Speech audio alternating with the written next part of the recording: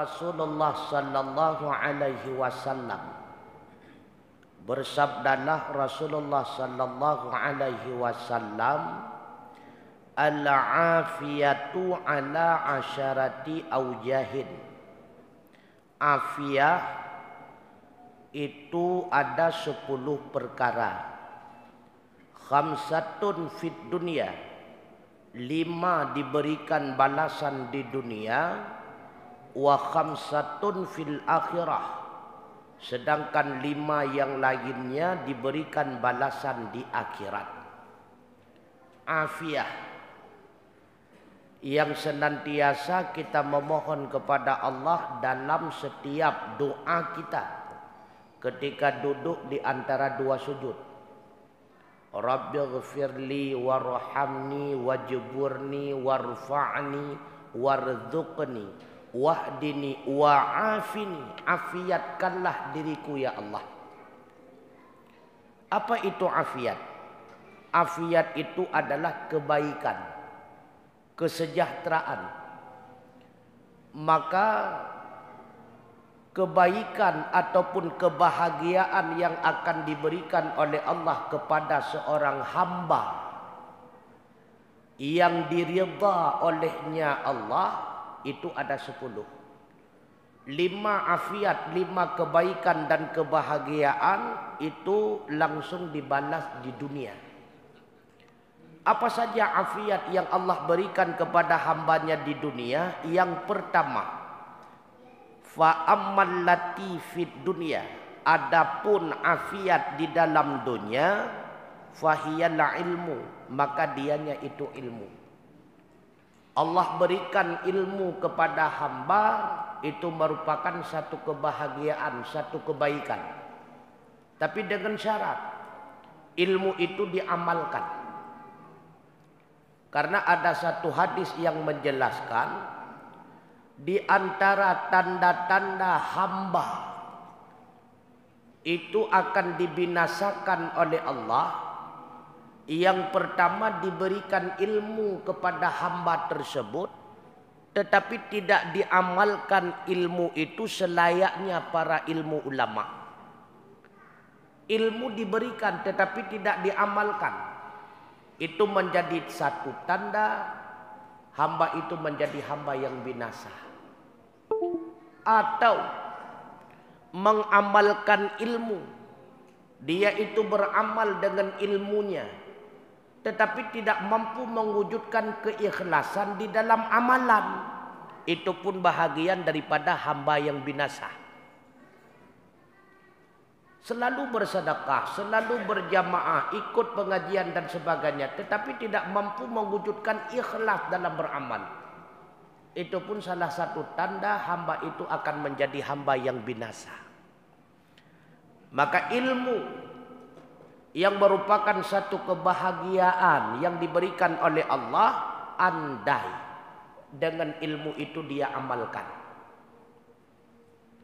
Yang kedua, ibadah. Ibadah itu adalah segala perbuatan yang bernilai pahala. Apakah itu hablum minallah ataupun hablum minannas. Syarat bernilai pahala dan diterima oleh Allah itulah ikhlas. Tanpa adanya ikhlas, maka ibadah itu akan sia-sia, tidak akan diterima oleh Allah, apalagi mendapatkan imbalan. Maka syarat utama agar ibadat dalam bentuk apapun, puasakah, salatkah, sedekahkah, diterima dan mendapatkan imbalan di sisi Allah apabila wujud ikhlas. Apa itu ikhlas? Definisi yang paling singkat, ikhlas itu tidak pernah keinginan hati untuk mengharapkan pujian. Petra ikhlas tapi buat kebaikan hanati ikat hati dengan pujian makhluk yang kenyan ikhlas. Maka tanda orang yang ikhlas, ketika dia bersunyi-sunyi, dia tetap senantiasa taat kepada Allah. Ketika di hadapan banyak orang juga sama, dia taat kepada Allah. Tetapi kalau seandainya dalam keadaan sunyi tidak ada manusia, berani terang-terangan maksiat kepada Allah. Ketika di hadapan manusia, dia itu tunduk, mukhbitin, tawadhu, seolah-olah ahli ibadah. Yang kaum munafik, yang ahli riya, tidak ikhlas. Ketika di depan manusia, tawadhu, tunduk, seolah-olah ahli ibadah, sang sapuha idengku. Menyebahasa gasa, andai kata ika kawan ramai, oh tak usang ia sakah lewat. Munya melikut gop, nyan per dia triang mengkrek-krek ingat tu. Nyan tanda haliriah. Maka ibadah yang dimaksud di sini, ibadah yang dibarengi dengan keikhlasan. Waridhaqu minal halal. Orang yang diberikan rezeki oleh Allah dengan rezeki yang halal, itu orang bahagia. Maka hakikatnya orang bahagia bukan orang yang kaya raya. Bukan orang yang memiliki pangkat yang tinggi. Bukan. Orang yang bahagia, orang yang memiliki harta yang halal. Baik makanannya didasari daripada makanan yang halal. Ataupun minumannya itu pula minuman yang halal. Maka kebahagiaan bukan banyaknya harta. Halalnya harta. Karena ada sebahagian manusia yang memang ingin dibinasakan oleh Allah Subhanahu wa taala dengan kebahagiaan, tetapi melalui harta yang haram. Melalui kedudukan yang haram. Tapi dia itu senang karena banyaknya harta. Jadi bahagianya seseorang bukan banyak harta. Dan perlu diketahui bahwa ketika harta itu terlalu banyak, maka pasti akan bercampur dengan yang haram. Karena harta yang halal hanala nengku ini. Menyebit-bit halal hanala. Tak pula padi legetannya secara halal, hanala hasil. Tak pula cepli hanala hasil. Bemu pengut go bacut nyan baru le dengku. Maka ketika kita memiliki harta yang triliunan, yakinlah itu banyak haramnya. Miliaran yang syubhat. Jadi yang diberikan harta halal itulah orang yang bahagia. Ya coba legetannya tak praktek atau pribadi itu, bet tak pegah ada gop. Coba pajuk makanan yang bersumber daripada yang haram. Coba rasakan jiwa getanyo agak beribadah. Coba. Dan terbukti itu. Makanya bahayanya harta yang haram ketika orang makan daripada makanan yang haram, minum daripada minuman yang haram, memakai pakaian yang haram, akibat yang pertama hal yang tidak baik akan menjadikan dia itu malas dalam berbuat kebajikan. Bak buat kebajikan, berat badan, gehod. Yang kedua, doanya itu tidak akan terkabul. Han geterimong doa urung pajuk makanan haram niku. Angin terima. Nyoci coba-coba si gogo. Suatu puak kadang na bola-bola mbak TV nyoci coba 25 ribu lah. Nyan tinggal bengahai pada tu boh. Bea tuit lah. Kon bea mentang, jot coba tu. Tapi lebih hebat baik. Kemudian kebaikan yang diberikan oleh Allah pula kepada hamba di dunia, wasabru ala syiddah, sabar atas segala hal yang menyakitkan. Apa itu sabar? Pernah ditanyakan kepada Syekh Junaid Al-Baghdadi, apa itu sabar? Beliau menjawab, tajarra'al mura'atu min ghairi ta'bisin. Menelan kepahitan daripada ketiadaan merasa jengkel. Yang kenyanggakan sabar. Dak petatat tenang. Lagi orang jam ubat cukup berat pet tapi tetap leganya cukup lezat lagi madu gede. Padahal pet abu dok jelo. Artinya hidup dalam keadaan derita tidak pernah mengeluh. Apapun penderitaan yang beliau hadapi tidak pernah ada keluhan. Juga kenurung yang sabar. Dari sakit, dari gasirnya, dari pengkhianatan orang yang lain terhadapnya, tapi tetap kadang tidak pernah mengeluh. Yang kena urung sabar itu. Menyorong mengeluhnya hana sabar. Hana sabar. Kemudian wasyukuru 'alan ni'mah. Jadi termasuk kebahagiaan yang diberikan di dunia diberikan kepada hamba tersebut wujud rasa syukur ketika mendapatkan nikmat daripada Allah. Ya sulit dulu. Seolah-olah mudah. La in syakartum la azidannakum wa la in kafartum inna azabi lasyadid. Nyan ayat nyan mekebah-kebah ibabah tafai. Tapi dalam mewujudkan di kejadian nyata sulit. Mensyukuri nikmat yang diberikan oleh Allah biasanya umum manusia baru nampak syukur apabila nikmat yang dia dapati itu nikmat yang sesuai dengan nafsunya. Apabila nikmat yang diberikan oleh Allah terkadang bukan sesuatu yang dia harapkan oleh nafsunya, tidak pernah hamba itu bersyukur. Hek tak usaha, uro mandam tepuh tumpom, 15 ribu ibi gaji. Hai, untung na 15, menyata kedihana sogat. Nah, sahabat tujuan betul 500 juta, 15 ribu, anak syukur. Nyoleh kita yang nunggu. Adik ketika diberikan nikmat oleh Allah Subhanahu Wa Taala merasa rendah, kecil di hadapannya. Seakan-akan itu hasil usahanya, tidak. Nyohino oleh kita yang sering tidak bersyukur. Ketika Allah memberikan nikmat kepada kita, lupa kita syukur kepada Allah. Karena kenapa? Tidak sesuai dengan harapan. Andai hana gejuk, padahal sah-sah saja oleh Allah Ta'ala. Gebi hendaknya kita hamba bersyukur.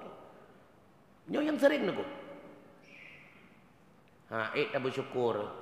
Tak pleh perkaranya, tak mong silam penjara. Itu doh katanya.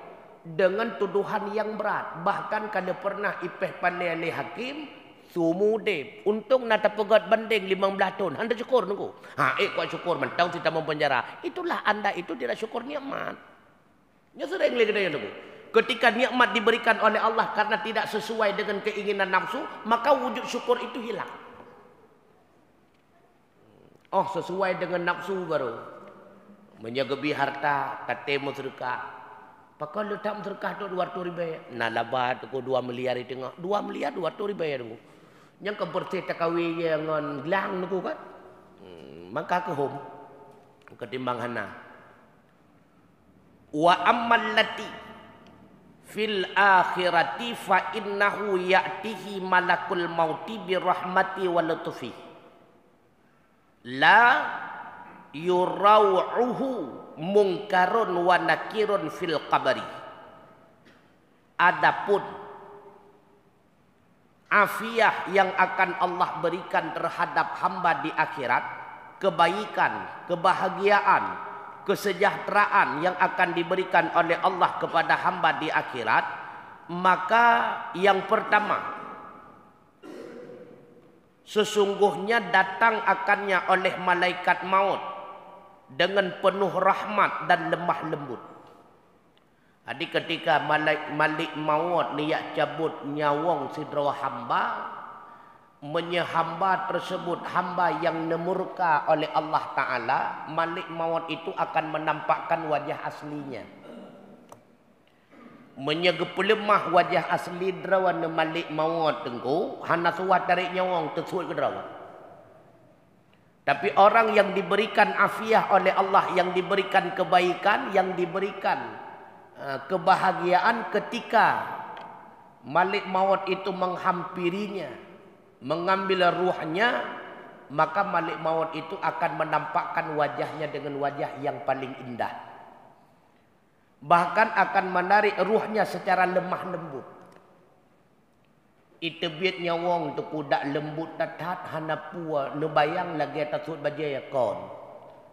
Paling lembut tengku netarik nyawang malik maut, paling berat lembut. Nebuh bandingan oleh Rasulullah seolah-olah kita itu ditusuk oleh 100 pedang. Yang paling lembut. Dumna berat lagi itop-top cerita buah pedang nunggu. Berat lagu medum itu bed kreh tengku berat. Nyan tengku. apalagi tibik nyawa. Maka na hamba yang ahwate itibik nyawa ringan hana terasa tapu hana. Hana duku berdua. Makanya sakit yang paling berat sakit itibik nyawa nunggu. Gerah yang paling berat gerah bakwate kena tertuat nyawang nunggu. Dua yang paling berat dua itulah dua yang ketanya rasa tengah itibik nyawang nunggu.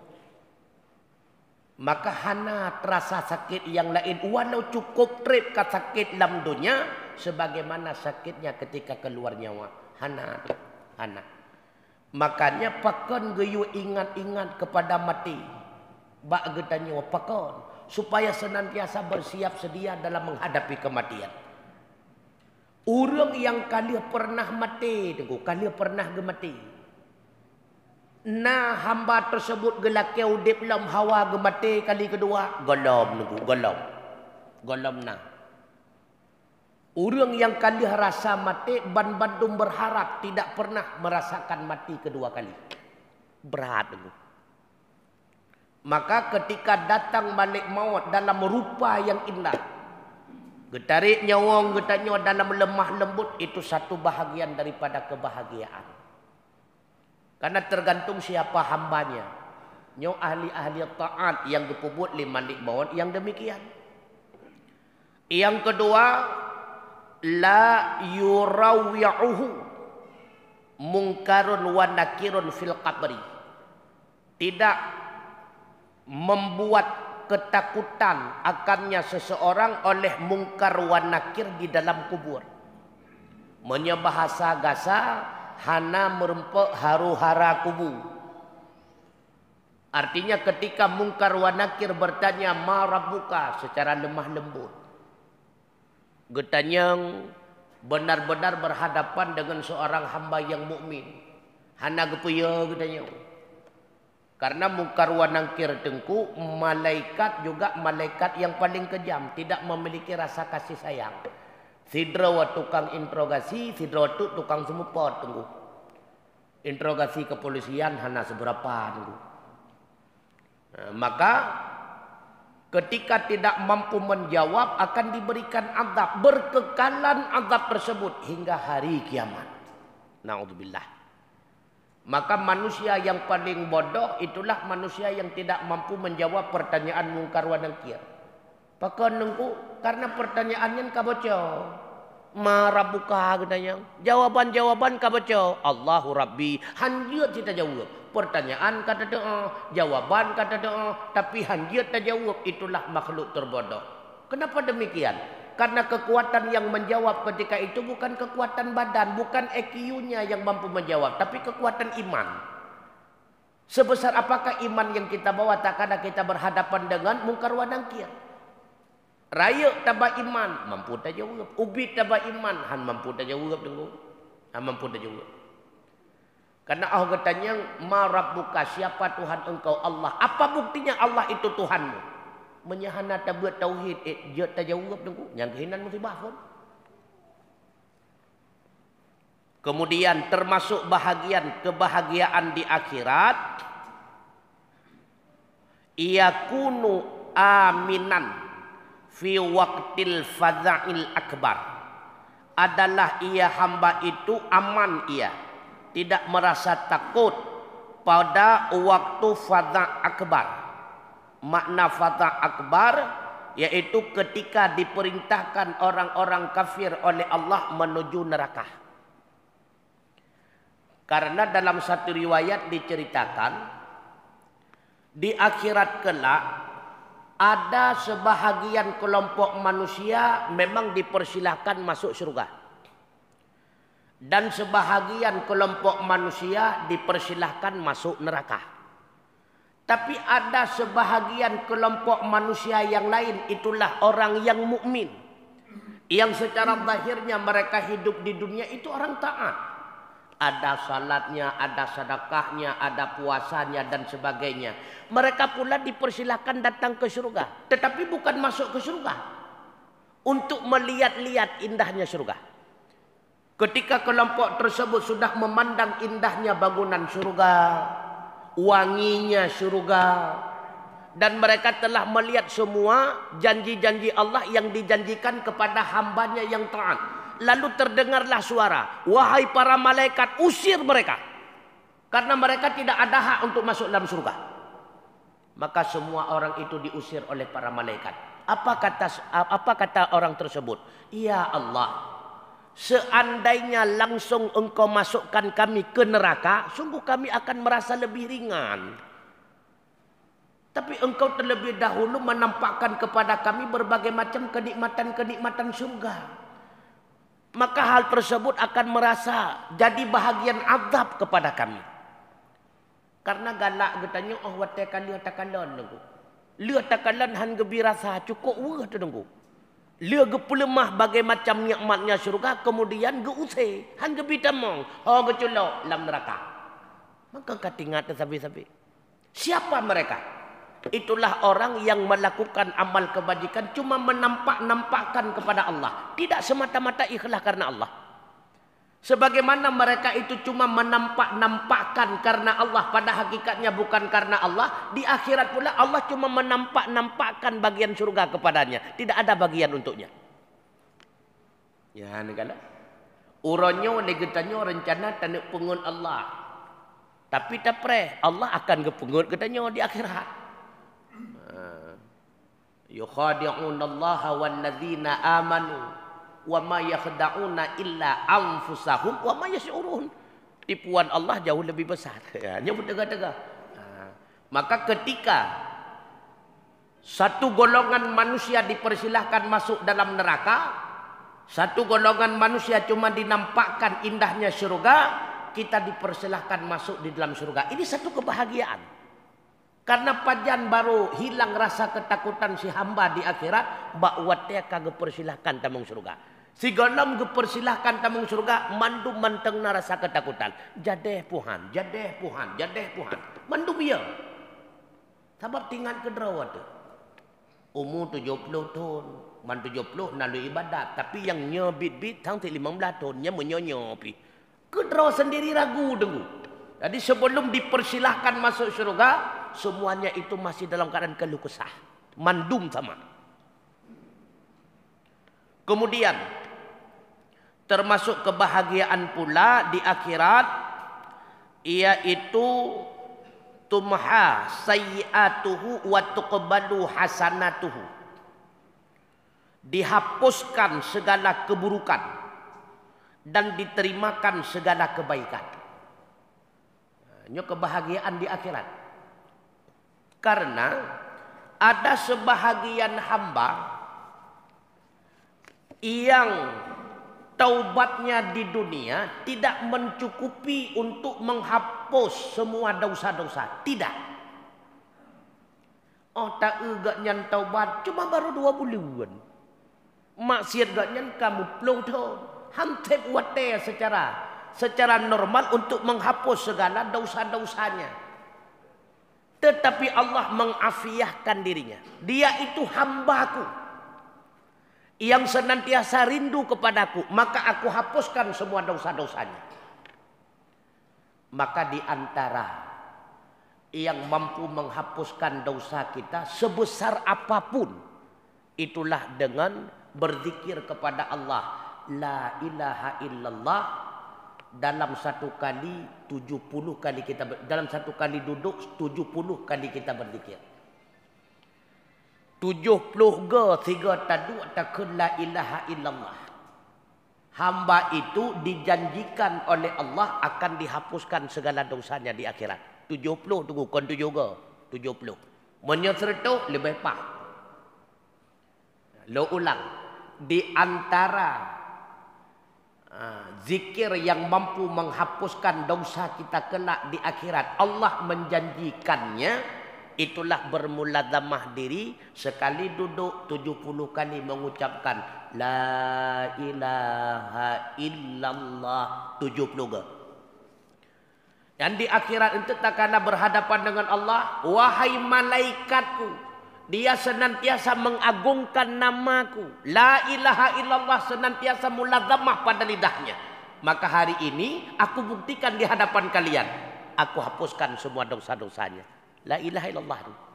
Nyan bela lamudib gedanya. Wal khamis, yang terakhir. Yamurru ala sirati kal barkil lamia fayadkhulul jannata fis salamah. Kebahagiaan di akhirat yang terakhir, dia itu mampu melalui siratal mustaqim seperti kilat yang lamia yang berkilau, maka masuk ia akan surga dalam keadaan keselamatan. Jadi nikmat yang terbesar menyehina alam dunia putra getanya nabi rezeki yang halal. Nepuruh getanya alam ibadah dan ibadah yang diterima olehnya Allah. Di akhirat yang paling raya dah selamat. Getanya bakwate lewati siratal mustaqim dan menuju kita masuk syurga. Nyan dua nikmat terbesar. Maka udip getanya dengan berlimang harta. Cukup jai harta. Tapi diragukan. Itu bukan sebuah kenikmatan. Itu bukan sebuah kebahagiaan. Bisa saja itu merupakan bahagian malapetaka. Nyoba gak nunggu. Maka sebelum malapetaka itu datang, cobalah kita bersihkan sedikit demi sedikit harta kita. Itulah dengan banyak bersedekah, dengan banyak wakaf dan sebagainya. Karena jalan untuk membersihkan harta itulah sedekah. Hana cara lain tu kumutua. Karena apalagi tak udip kita nyoba masa yang lagi nyorupa. Untuk kebit-kebit bemerempak hala yang 100% sulit tengku. Syubhat pasti. Na cara tunggu makanan yang lon pajoh berhala 100%, minuman yang long jeb berhala 100%, na cara tok saboh sagai cara tu. Pakiban cara tu mutua asai ujian raya neha babahu langit. Lai hana cara tu. Sam ujian ha babah nyan pasti halia 100%. Ketika kita bercampur dengan sesama manusia dalam apapun bentuk usaha, sedikit tidaknya pasti akan bercampur syubhat. Karena harta kita pasti bercampur dengan yang haram, wujud dalam harta itu hal yang syubhat, senantiasa bersihkan harta kita. Bagaimana caranya? Itulah dengan memperbanyak sedekah. Mudah-mudahan dengan memperbanyak sedekah, harta kita itu halal, yang kita konsumsikan adalah harta yang halal, kita konsumsi harta yang halal, wujud menjadi daging yang halal, kekuatan yang halal, pastinya akan bersemangat kita untuk melakukan perbuatan-perbuatan yang halal. Insya Allah. Amin ya rabbal alamin. Mungkin ada pertanyaan, silakan.